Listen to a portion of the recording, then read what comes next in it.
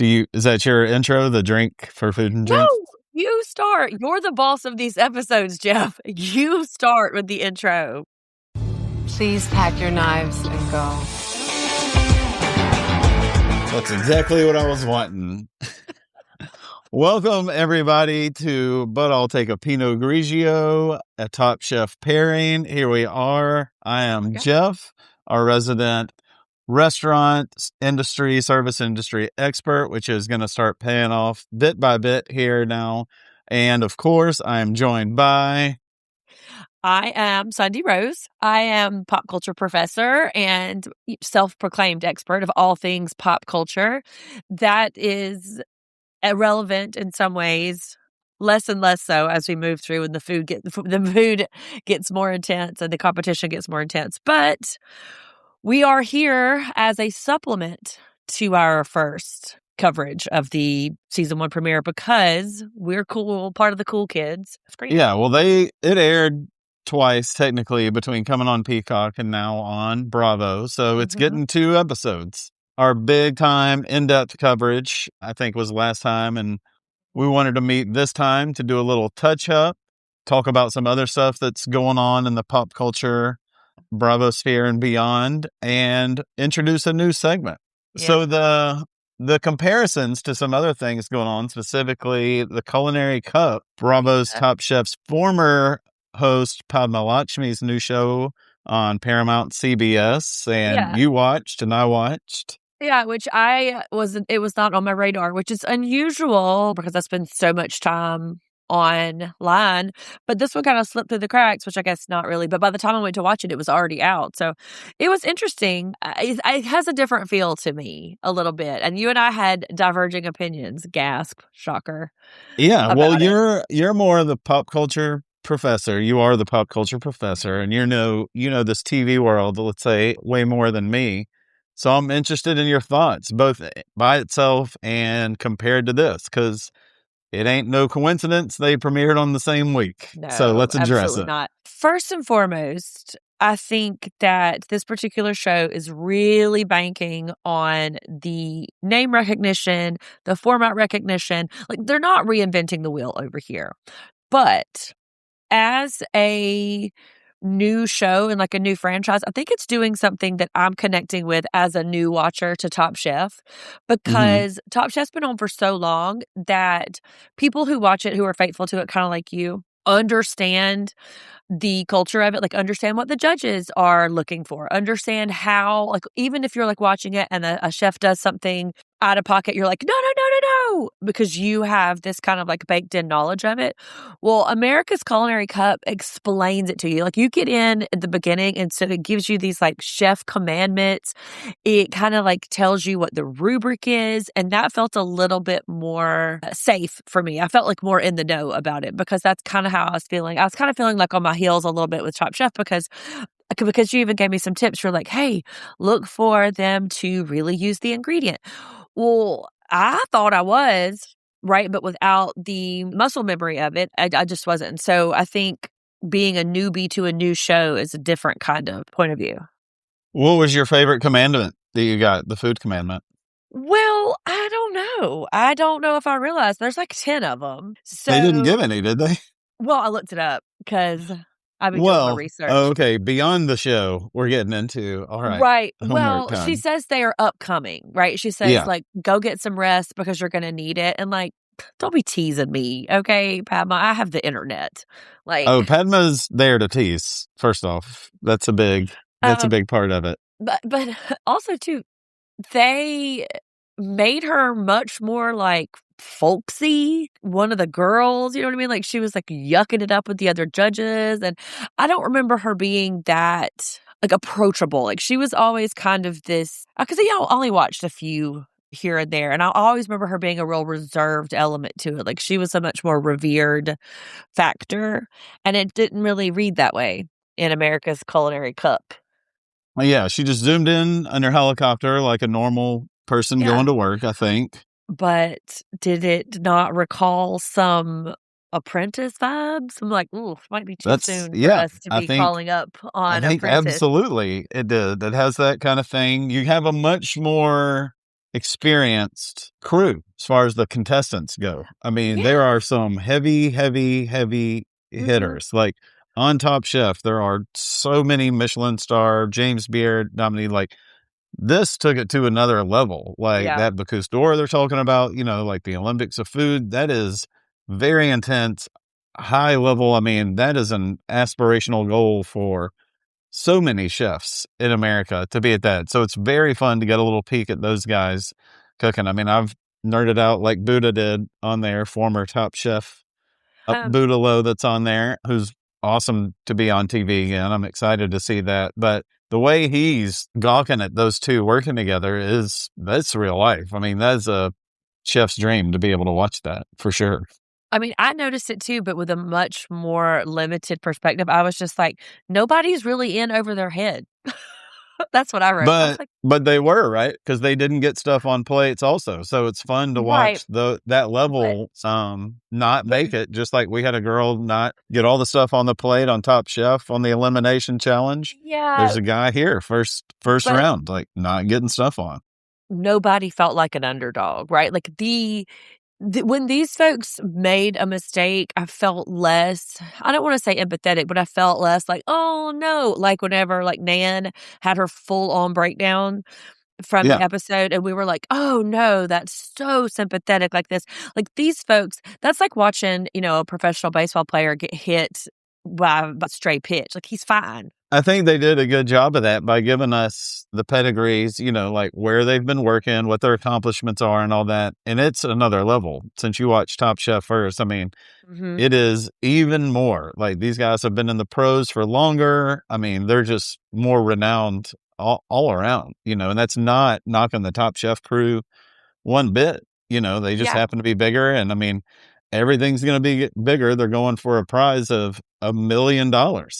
Yes. Well, thanks, Paramount. It's interesting that in this presentation of this show and the Culinary Cup one, that I wasn't as put off by the constant reminders of the pedigree. And I think I may have figured it out. Me and you had this conversation too, but I think I'm interested to hear. I would love to hear what the big difference was. Well, so there's not really, right? But in terms of just my own psyche, you always tease me, you don't, but our friend group tease me about being a reverse snob. And because No, I'm in on that. I'm in on that. Okay, well then here you go. And I think having to participate with things that I have such a little awareness of, it felt a little intimidating to me. So my default was to just be like, ugh, no.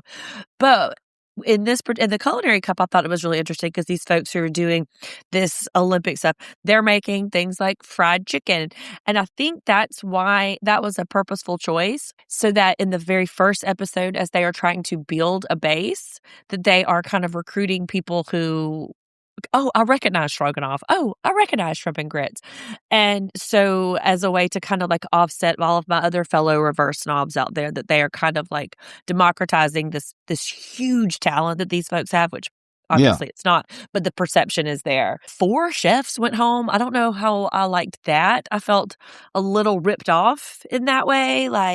Just like I felt ripped off that Day had to go home and she didn't get to go to the Last Chance Kitchen. I was just like, well, that's because she's from Georgia. We had a little input. We were a little touched. But especially in this one, there's so many ringers in this lineup that I kind of just felt ripped off that we won't even get a chance to kind of see what they could do or what they might participate with. I don't know. I just thought it was a little cutthroat, a little more cutthroat than it needed to be in episode 1, season 1. I like it right off the bat. It makes it serious. It's like, we're here for $1 million. Shit's going to be serious. And you have 4 big time acclaimed chefs leaving. I mean, right off, and who knows, there may be a twist where one of them comes back or something like that. But they do some stuff here you will see on Top Chef also. They make fried chicken and beef stroganoff, but they make it in a way, you're not going to the diner and getting the stuff. I mean, it's, again, it's an example of art, that it's edible art kind of thing that they're doing. I mean, they're looking at it from such a wild international perspective here. And I love when they do the comfort food challenges on Top Chef where they're using this big stuff. I think it's a great companion piece. I'm not here just to say this is good, this is bad, and one's better than the other, especially week one. Love Padma still, of course. Anytime she's on TV, it's good. And I mean, it's a different enough show where I think it works. At first I thought, why don't they do one in the spring and one in the summer? But pairing them up right here is just it's kind of fun. Yeah. They're leaning pretty heavy too on the sportsy of it all too, to have them kind of like calling it the cup and having them kind of go head to head. I have a little bit of trivia for you. You may already know this, but March 8th, 20 years ago, yesterday was the anniversary, the 20th anniversary of Top Chef. I did hear that last week. Yeah. Yeah, to the day. So in news that makes you feel a million years old, we are celebrating a bit of an anniversary this week. Wait, 20th was yesterday? March 8th. So it came on in 2006? That's what I read. Was that wrong? We're gonna go back. We're gonna check that out. Okay. Welcome. You're welcome to verify all facts. I just read it in one of my research-based No, queries. not saying it's wrong. I'm just wondering. That is super cool. Yeah, it's been around for a long time. That makes sense. That tracks. I did not know that there was a different hostess on the season one. Somebody who has faded into obscurity at this point. Billy Joel's ex-wife, Katie Lee Joel, who went on to do lots of stuff on the Food Network and stayed in food and a catering business, I believe, for a while. Cookbooks also. Yeah, she was in food for a long time, but it reminded me always, from, as I often do with my pop culture references, in Batman Begins by Christopher Nolan, you have a very cute Katie Holmes playing Rachel Dawes, this district attorney, and round two, when it got to the Dark Knight, it was like, she was great and we wish Katie Holmes well, but we're going to bring Maggie Gyllenhaal in here. It's just going to bring a little more gravitas. We're just on a little more, like, she's wonderful for stuff. We're just going to act like that didn't happen. Well, that's what happened. They went first round. They got Katie Lee Joel, who might have just been Katie Lee at the time. I don't even remember now. They got Padma. And I mean, very quickly, it was like, I do not remember at all. Like, even if social media was the same, then it would have been like, where's Katie? What do you mean you're changing? I don't remember anyone even, and at first we probably just thought, oh, they have a different host. It's a different year. Like maybe that's something they change up because Tom and Gail were there still. But yeah, Padma came in and no blink of an eye. It was like, this is great. We're going to do this for 20 years, hopefully. Yeah. So she stole the show on that one for sure. Oh, I wanted to ask you this too. What do you make of Padma? And she mentioned it several times about how the staging is staggered so that the dishes come out like hot and fresh. Yeah, and I think that's they don't great. do that. They don't do that on Top Chef. I've noticed that's not something that they have built in. I'm curious to see if next season that's a thing that starts to happen as these two bleed over into the zeitgeist together. It's hard to do with the number of people because just time-wise, I think is what they're going for on Top Chef. When it's like, if there's 15 dishes, put them all up. We'll taste them all. We'll get a pretty close approximation of what they're going to taste like.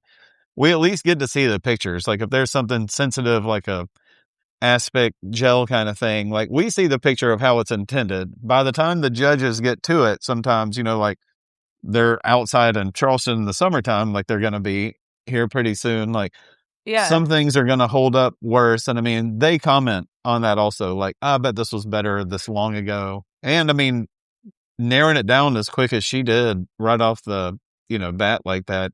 I think that helps with that. The judges are eating the food more as it was supposed to be, as opposed to just some stuff that's been sitting around.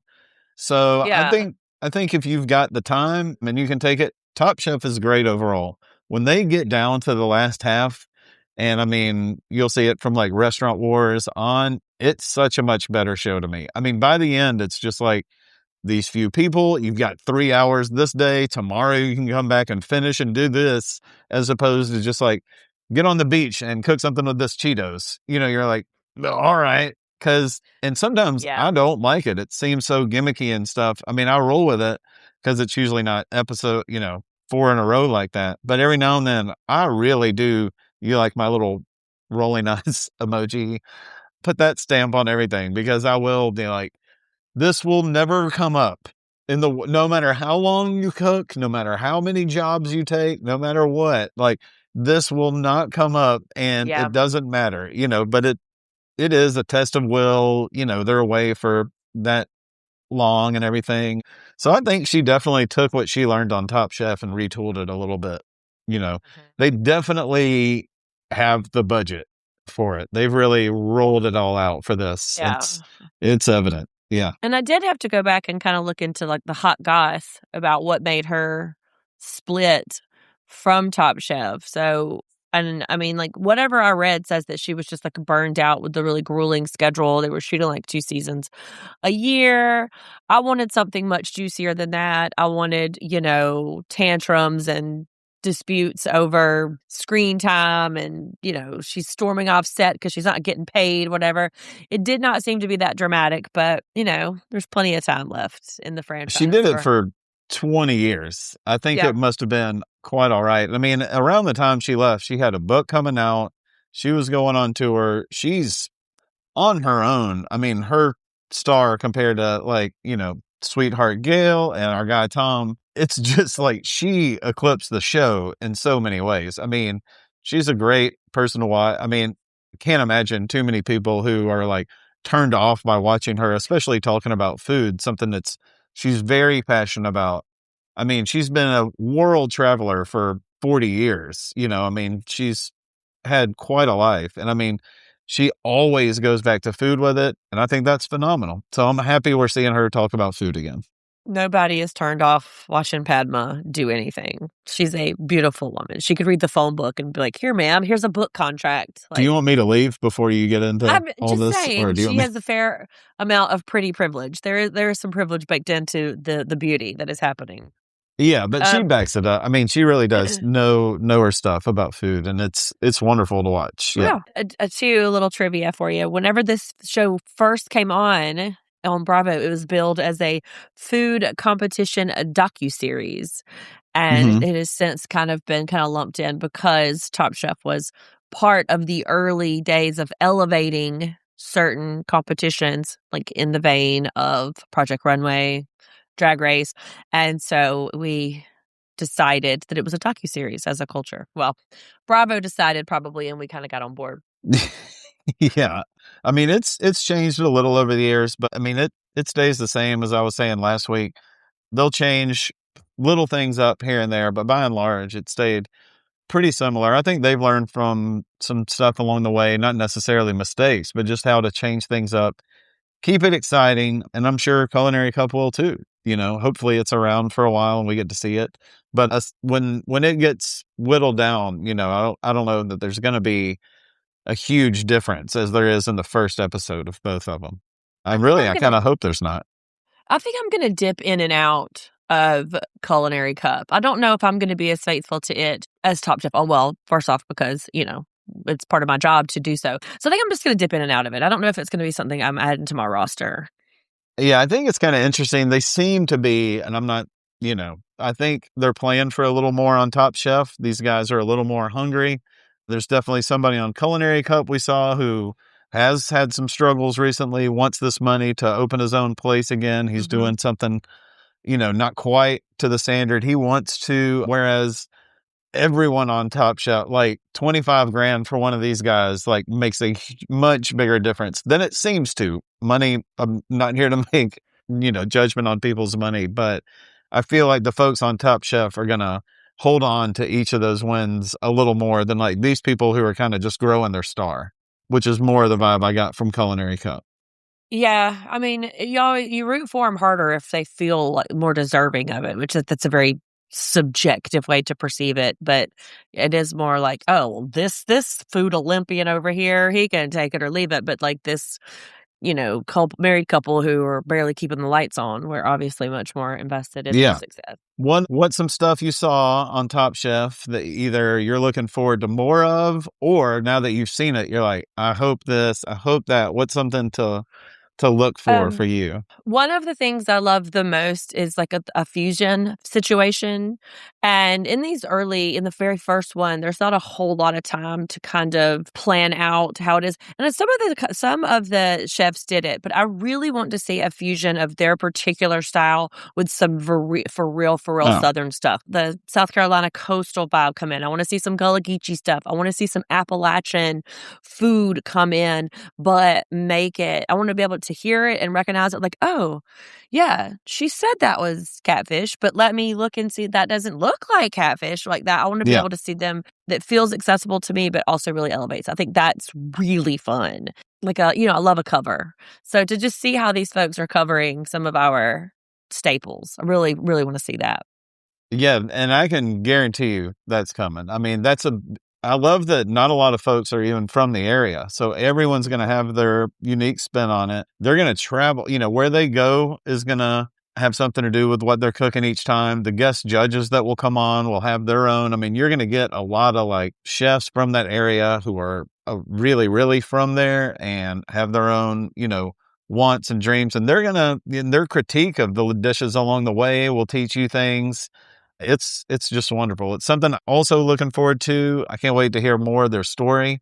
A few weeks from now, we'll know a little more about where each one came from, where they are on their culinary journey, as opposed to just like, I worked at this place and they won some awards and now I'm here. There's so many people to get through, and 15 people in 75 minutes is a lot. When we get to 7 or 8 people, that's going to be different. I love watching Kristen's interactions with everybody. She's great as a host also. Yeah. Mm-hmm. I mean, and as inorganic as the unconventional challenges are, I think those are fun as well, because I really like a world building situation, and to see somebody like, take throwaway food from a dumpster and feed death row prisoners, that's really fun. It's not an organic situation, but it's really fun. And so I kind of like the gimmick. It kind of keeps you on your toes a little. Yeah, I don't always dislike it. I've eaten my words on that before. Like, this is going to be so stupid. Then it's like, we got to make, hot cuisine from a vending machine. And I'm like, oh, all right. And then all of a sudden you're getting people messing with gastronomy and Cheetos getting together. And you're like, did not see those worlds colliding. Just as a note, this episode is not sponsored by Cheetos. Cheetos, we're here. The third time. Yeah, Cheetos. If you hit us up, because we are obviously working it in to our conversation. So hit us up, Cheetos. We are here. Jeff got a brain. That's a little hungry, maybe. Maybe that's it. Go back to the vending machine episode. You'll see.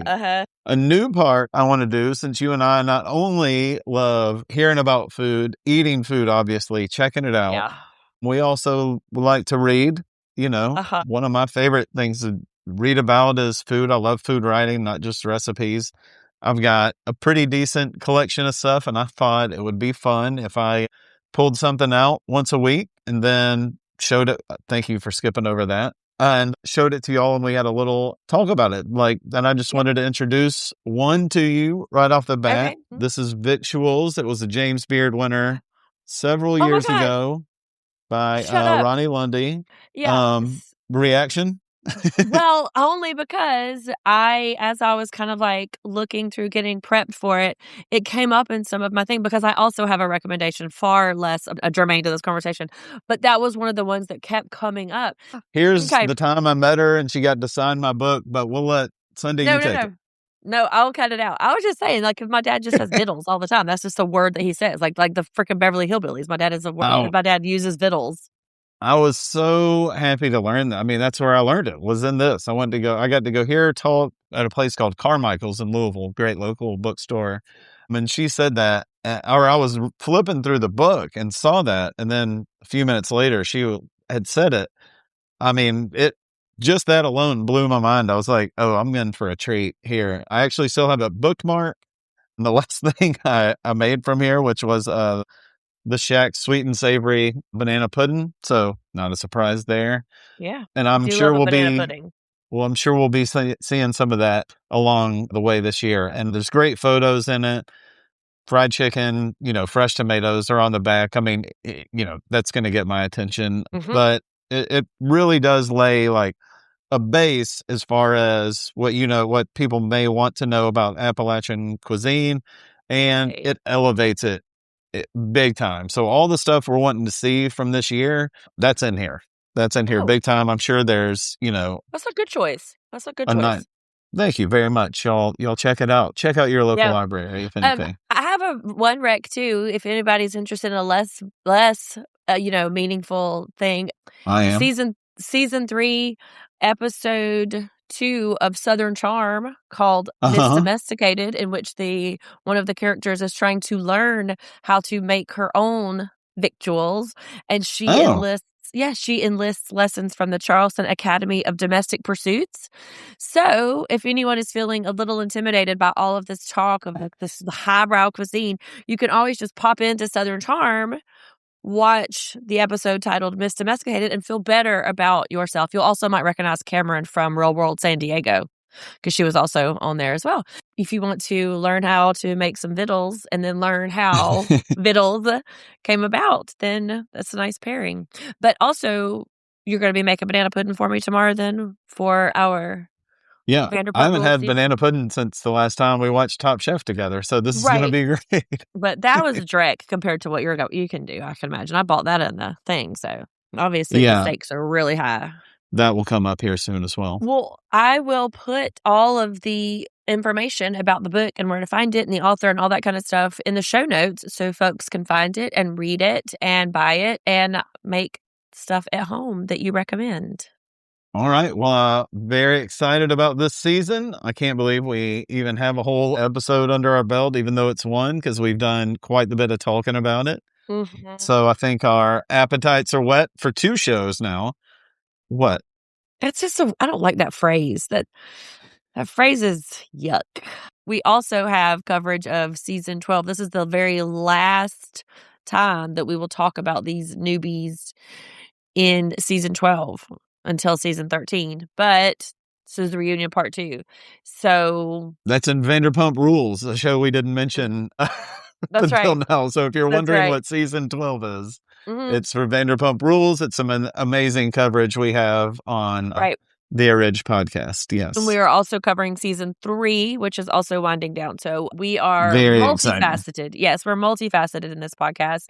And I cannot wait to watch episode 2. Really, it's going to get to the nitty gritty. The exposition is done. So now we're just going to hop right into the rising action. I know. This has been weeks of talking about this one. So hopefully it has, girl. They'll start coming. So thank you all very much for listening. Always check us out on the socials and get in touch with us if there's anything you'd like to know or like to hear. And other than that, unless you have anything, Sunday, we'll see you next time. Nope. Find us on socials. See you next time. Thanks, y'all.